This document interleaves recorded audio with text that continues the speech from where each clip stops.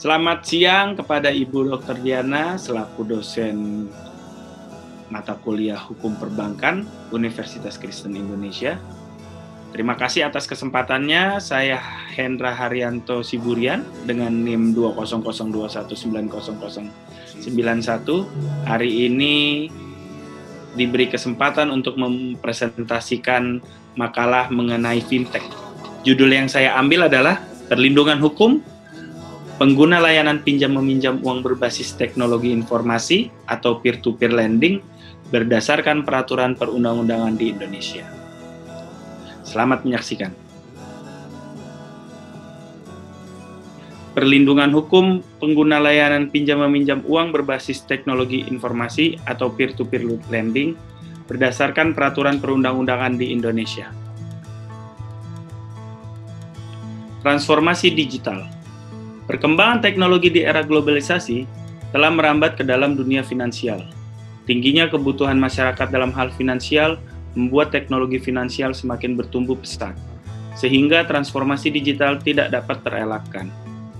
Transformasi digital kian menjadi perbincangan yang cukup hangat di kalangan masyarakat maupun pebisnis saat ini, bahkan hingga ke berbagai sektor.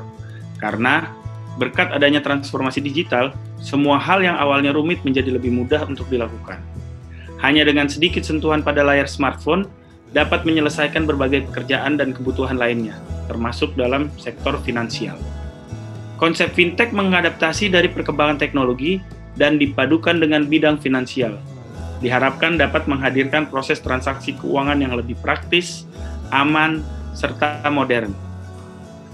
Definisi ekonomi digital menurut POJK nomor 13 tahun 2018 adalah ekosistem digital jasa keuangan terdiri dari otoritas, lembaga, keuangan, akselerator, penyelenggara, fasilitator, inkubator, pengembangan kapasitas, teknologi digital, wirausaha, dan konsumen yang berinteraksi untuk mendukung pertumbuhan ekonomi melalui pemanfaatan bakat, pakar, dan pemerhati yang berkecimpung di bidang ekonomi kreatif. Inovasi keuangan digital. Produk yang dapat dikategorikan ke dalam fintech diantaranya adalah proses pembayaran atau payments, investasi, perencanaan keuangan, riset keuangan, transfer, jual beli saham, dan pembiayaan, dan lain-lain. Layanan pinjam-meminjam uang berbasis teknologi informasi atau biasa disebut peer-to-peer lending adalah salah satu produk dari fintech yang mempertemukan pemilik dana atau lender atau yang biasa disebut investor dengan peminjam dana atau kreditur, atau bisa juga disebut peminjam dengan melalui sistem elektronik atau teknologi informasi. Cara yang dilakukan inilah yang menghilangkan fungsi intermediasi yang selama ini dilakukan oleh pihak perbankan. Peer-to-peer lending membuat platform online untuk menyediakan fasilitas disebut dengan istilah penyelenggara atau platform bagi pemilik dana untuk memberikan pinjaman secara langsung kepada peminjam dengan return yang lebih tinggi. Sedangkan peminjam dapat mengajukan kredit secara langsung kepada pemilik dana melalui penyelenggara secara online dengan syarat yang relatif lebih mudah dan proses yang lebih cepat. Keuntungan lainnya adalah mudah dibandingkan dengan lembaga keuangan konvensional. Pengertian fintech. Definisi yang dijabarkan oleh National Digital Research Center, fintech adalah istilah yang digunakan untuk menyebut suatu inovasi di bidang jasa finansial. Kata fintech sendiri berasal dari kata finansial dan teknologi yang mengacu pada inovasi finansial dengan sentuhan teknologi modern. Fintech merupakan sebuah inovasi di bidang finansial keuangan.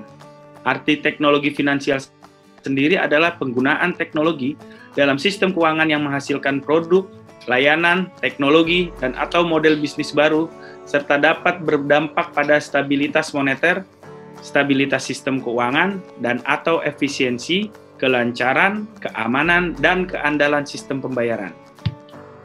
Jenis-jenis teknologi finansial. A. Sistem pembayaran. Sistem pembayaran merupakan sistem yang berkaitan dengan pemindahan sejumlah uang dari satu pihak ke pihak lain. B. Pendukung pasar.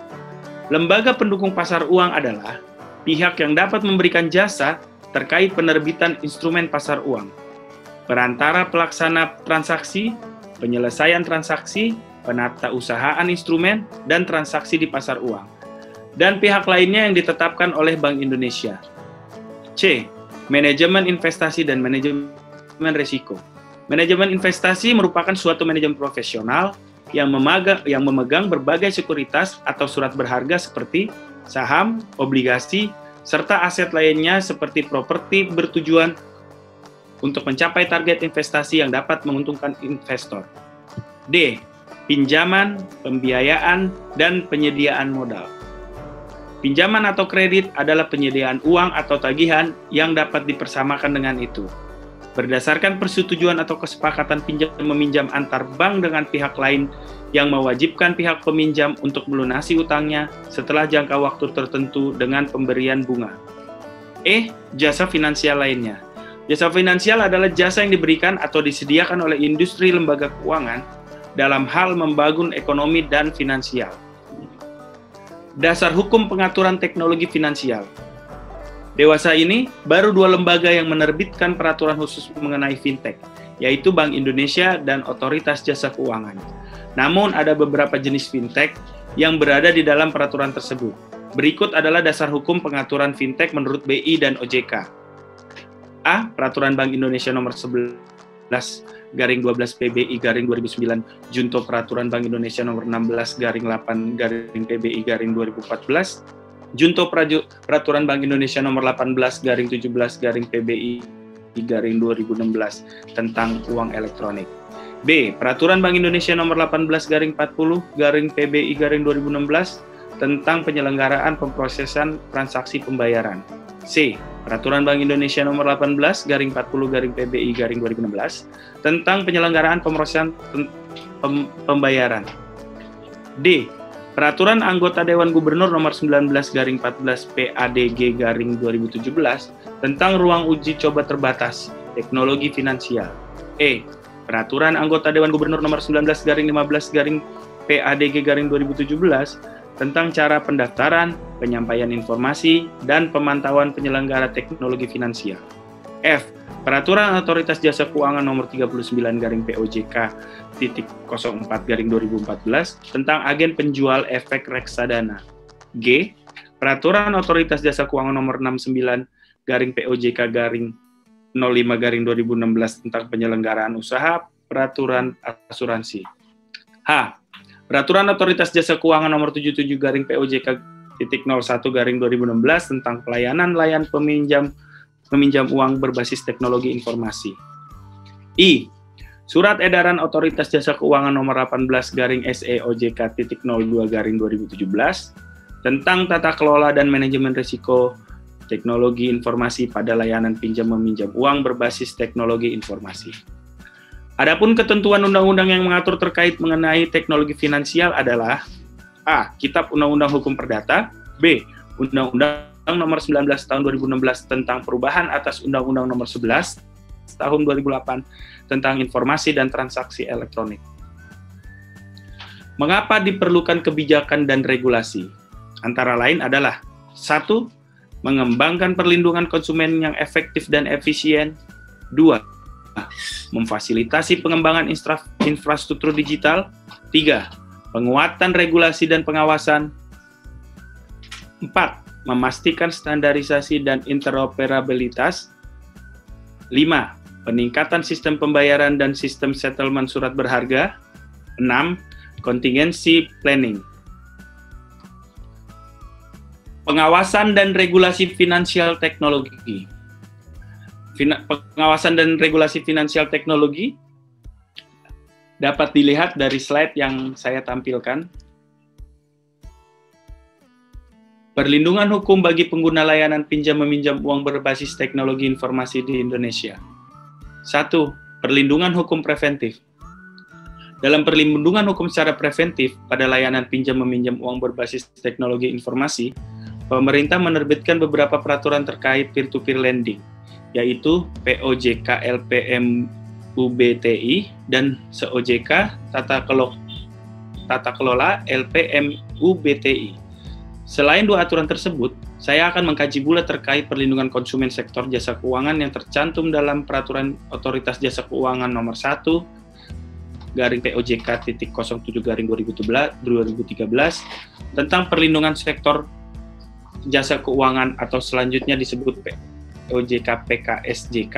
Berikut akan dijelaskan lebih lanjut tentang perlindungan preventif dari peraturan tersebut. A. Ditinjau dari Peraturan Otoritas Jasa Keuangan Nomor 77 garing POJK.01 garing 2016 tentang layanan pinjam meminjam uang berbasis teknologi informasi. Peraturan perundang-undangan tersebut, poin-poin perlindungan di dalamnya meliputi mitigasi risiko, tata kelola sistem teknologi informasi, penyelenggaraan layanan pinjam meminjam uang berbasis teknologi informasi, edukasi, dan perlindungan pengguna layanan pinjam meminjam uang berbasis teknologi informasi, prinsip dan teknis pengenalan nasabah, larangan dalam penyelenggaraan layanan pinjam meminjam uang berbasis teknologi informasi, dan laporan berkala kepada Otoritas Jasa Keuangan. B. Ditinjau dari Surat Edaran Otoritas Jasa Keuangan Nomor 18 garing COJK.02 garing 2017 tentang tata kelola dan manajemen risiko teknologi informasi pada layanan pinjam meminjam uang berbasis teknologi informasi. Penyelenggara yang mempertemukan antara pemberi pinjaman dan penerima pinjaman atau disebut penyelenggara layanan peer-to-peer lending juga dapat disebut penyelenggara sistem elektronik. Pengertian penyelenggara sistem elektronik adalah setiap orang, penyelenggara negara, badan usaha, dan masyarakat yang menyediakan, mengelola dan atau mengoperasikan sistem elektronik baik secara sendiri-sendiri maupun bersama-sama kepada pengguna sistem elektronik untuk keperluan dirinya dan atau keperluan pihak lain. C. Ditinjau dari Peraturan Otoritas Jasa Keuangan Nomor 1 garing POJK.07 garing 2013 tentang perlindungan konsumen sektor jasa keuangan. Perlindungan konsumen yang diatur dalam POJK PKSJK bahwa ada dua cara pengawasan, yaitu dari pengawasan pengendalian internal yang dijelaskan dalam pasal 47 sampai dengan pasal 50 dan pengawasan perlindungan konsumen sektor jasa keuangan dari pasal 51 sampai dengan 52. Sanksi yang diberikan atas pelanggaran kewajiban dan larangan dalam peraturan OJK berwenang mengenakan sanksi administratif berupa peringatan tertulis, denda dengan membayar sejumlah uang tertentu, pembatasan kegiatan usaha, pembekuan kegiatan usaha, dan juga akan adanya pencabutan izin kegiatan usaha. Perlindungan hukum represif. Agar dapat menjalankan perlindungan hukum yang represif untuk kepentingan masyarakat Indonesia, terbagi menjadi badan hukum yang secara parsial mengurus permasalahan-permasalahan yang timbul. Badan-badan tersebut selanjutnya dikelompokkan menjadi dua bagian, yaitu pengadilan dalam lingkup peradilan umum dan instansi pemerintah yang merupakan lembaga banding administrasi. A. Ditinjau dari Peraturan Otoritas Jasa Keuangan Nomor 77 garing POJK.01 garing 2016 tentang layanan pinjam meminjam uang berbasis teknologi informasi. B. Ditinjau dari Surat Edaran Otoritas Jasa Keuangan Nomor 18 garing SEOJK.2 garing 2017 tentang tata kelola dan manajemen risiko teknologi informasi pada layanan pinjam meminjam uang berbasis teknologi informasi. C. Ditinjau dari Peraturan Otoritas Jasa Keuangan Nomor 1 POJK.07 garing 2013 tentang perlindungan konsumen sektor jasa keuangan.